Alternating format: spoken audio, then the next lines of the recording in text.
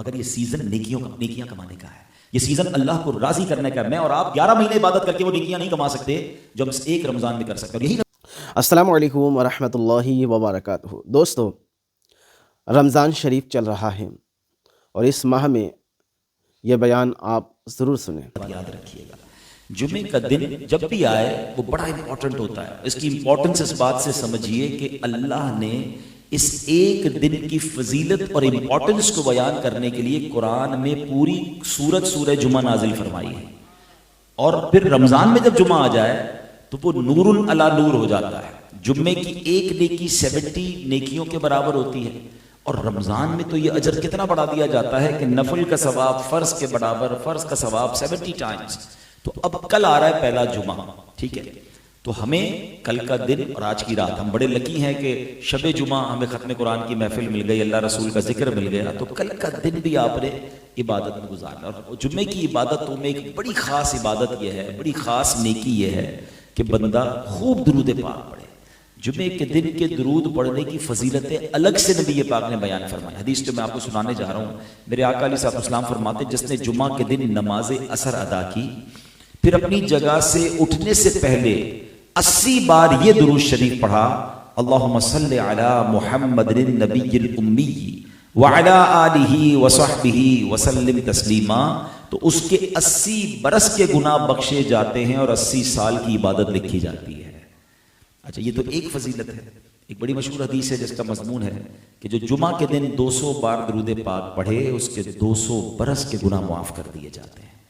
تو پلیز رمضان میں جتنا ہو سکے نیکیاں کمائیے۔ آج کل یہاں کاروباری لوگ بیٹھے ہیں، ماشاءاللہ، خود اشفاق بھائی فائنانس سے تعلق رکھتے ہیں، چارٹرڈ اکاؤنٹنگ سے تعلق رکھتے ہیں، آپ لوگ حساب کتاب والے لوگ ہیں، تو حساب کتاب والے لوگ ایک چیز بڑی غور کر رہے ہوتے ہیں کہ بھائی کون سا ٹائم صحیح انویسٹمنٹ کا ہے، کون سا ٹائم زیادہ پروفٹ کا ہے۔ ان دنوں میں جناب یہ ہمیں ریلیف ملا ہوا ہے، ان دنوں میں یہ جناب اسکیم ہے، آفر ہے۔ ہم دنیا بھر میں دیکھ رہے ہوتے ہیں کہ آفرز لگائی جاتی ہیں، ڈسکاؤنٹس دیے جاتے ہیں۔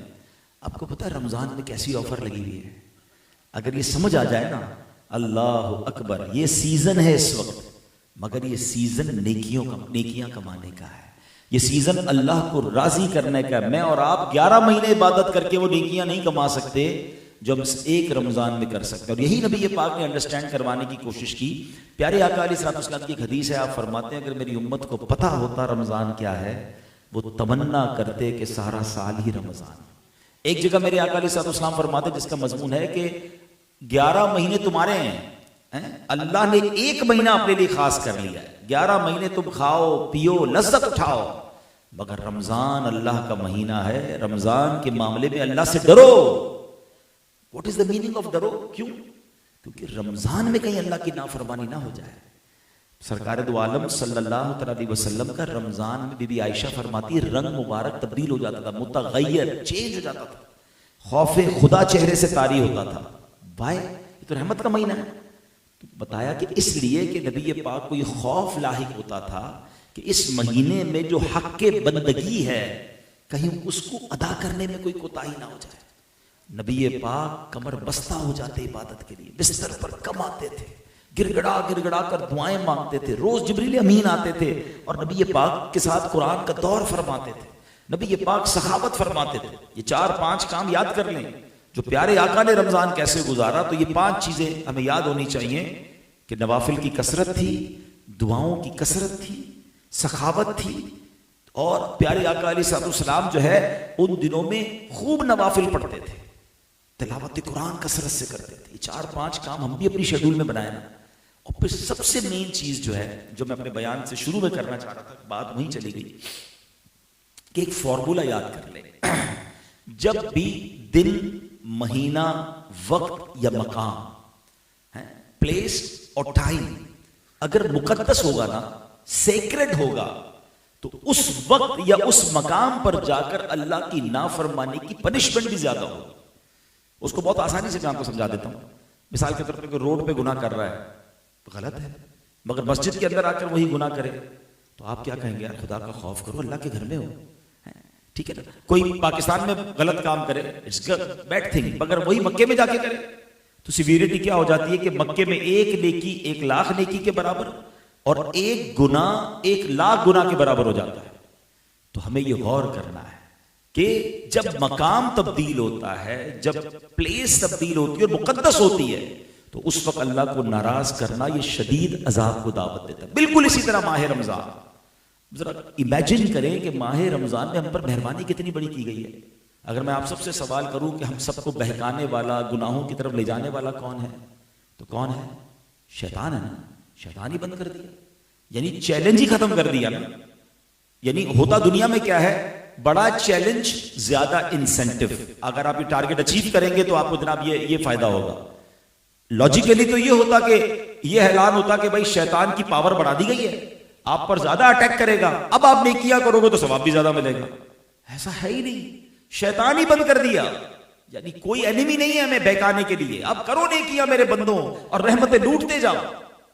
پھر رمضان میں کوئی گناہ کرے، پھر رمضان میں کوئی اللہ کو ناراض کرے تو اس کی پنشمنٹ کیا ہے؟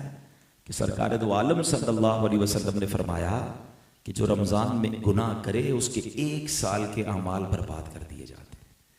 تو ہمیں جہاں رمضان میں نمازیں پڑھنی ہے، تراویح پڑھنی ہے، دعائیں کرنی ہے، اچھے کام کرنے، وہاں ایک چیز کو نہیں بھولنا ہے کہ اس مہینے میں گناہ نہیں کرنے، اس مہینے میں اللہ کو ناراض نہیں کرنا. وہاں زیادہ سخت سزا ہے اس کی کہ اے میرے بندے تجھے سارے راستے دے دیے، ہر وقت تجھ پر رحمت برس رہی ہے، روزانہ افطار کے وقت 10 لاکھ گناہگار بخشے جا رہے ہیں. اس وقت ہم جو یہاں بیٹھے ہیں نا، ویسے ہی جمعرات کی رات تو بھری مراد ہوتی ہے، ورنہ رمضان کی تمام راتوں میں رحمت کا فرشتہ یہ ندا دیتا ہے کہ ہے کوئی مانگنے والا اس کی دعا قبول کر لی جائے، ہے کوئی توبہ کرنے والا اس کی توبہ قبول کی جائے، ہے کوئی سوالی اس کا سوال پورا کیا جائے. پورا سال میں اور آپ کیا کرتے ہیں؟ یا اللہ سن لے، یا اللہ ہماری دعا قبول کر لے، اے اللہ میں پریشان ہوں. رمضان میں ادھر سے آفر ہے، مانگ لو میں دینے والا ہوں، تمہاری جھولی بھرنے کے لیے ہوں. اور ان راتوں کو جو ضائع کرتے ہیں، ان راتوں کو جو برے کاموں میں گزارتے ہیں، پلیز رمضان اس لیے نہیں آیا. آج کل کیا ہو رہا ہے؟ آپ میں کیا جانتا ہوں، مجھ سے زیادہ آپ جانتے ہوں گے. ماشاءاللہ بڑی آج تو بڑا اچھا لگ رہا ہے کہ ہم یہاں موجود ہیں، لیکن کیا سب جگہ ایسا ہو رہا ہے؟ رمضان کی راتوں میں جو پلاننگز ہو رہی ہیں، کہیں رمضان ٹورنامنٹ، ارے رمضان کے نام سے ٹورنامنٹ، یہ رمضان آیا تو کرکٹ کھیلنا ایکسٹرا ہو گیا راتوں کو. یہ راتیں تو عبادت کے لیے آئی تھی. فلاں نائٹ میں کہنا نہیں چاہ رہا، ایک بھائی نے مجھے ایک اسکرین شاٹ بھیجا، میں اس لیے نہیں کہہ رہا کیونکہ انہوں نے پھر معذرت بھی مجھ سے کر لی، کیونکہ غلطی سے لگتا ہے مجھے آ گیا تو میں تو پھر بہت زیادہ میں نے جو کہنا تھا کہا. وہ ایک ایسی نائٹ بنا رہے تھے رمضان میں کہ میں حیران ہو گیا کہ یہ آپ کیا کر رہے ہیں، آپ کس ٹرینڈ کو فروغ دے رہے ہیں. کہہ رہے ہم جوا نہیں کھیلیں گے، یہ تو جناب بس ایسی بیٹھنے کا بہانہ ہے. میں نے کہا رمضان میں تلاوت نائٹ ہونی چاہیے تھی، دعا نائٹ ہونی چاہیے تھی، توبہ نائٹ ہونی چاہیے تھی، تفسیر نائٹ ہونی چاہیے تھی. آپ یہ کون سی نائٹس رمضان میں لا رہے ہیں اور یہ ٹرینڈ بنا رہے ہیں؟ آپ مر جاؤ گے، مرنے کے بعد یہ ٹرینڈ باقی رہے گا، ہم کدھر جائیں گے؟ خیر ان کو احساس ہو گیا تو اس لیے میں اس نائٹ کا نام نہیں لیتا، کیونکہ ہو سکتا ہے وہ میسج آپ کو بھی بہت ساروں کو آیا ہوگا. تو پھر انہوں نے مجھے کہا کہ میں سوری کرتا ہوں. میں نے کہا مجھ سے سوری نہ کریں، اب اللہ سے سوری کریں اور خدا کے واسطے چینج کریں اس ٹرینڈ کو. تو بہرحال اللہ کرے کہ اس رمضان کو ہم اللہ کی رضا میں گزارے. اور ایک اور بات کر کے پھر میں اپنے ٹاپک کی طرف آتا ہوں کہ ایک اور بات یاد رکھیے گا، ہمیں اس رمضان کو آلویز جب بھی رمضان ملے نا، اس کو زندگی کا آخری رمضان سمجھ کر گزارے. ہمیں زندگی کا پتہ نہیں ہے. دیکھیں لاسٹ رمضان میں کئی دوست ہمارے جاننے والے تھے جو آج نہیں ہیں ہمارے ساتھ. ہو سکتا ہے اگلے رمضان میں ہم بھی نہ ہوں.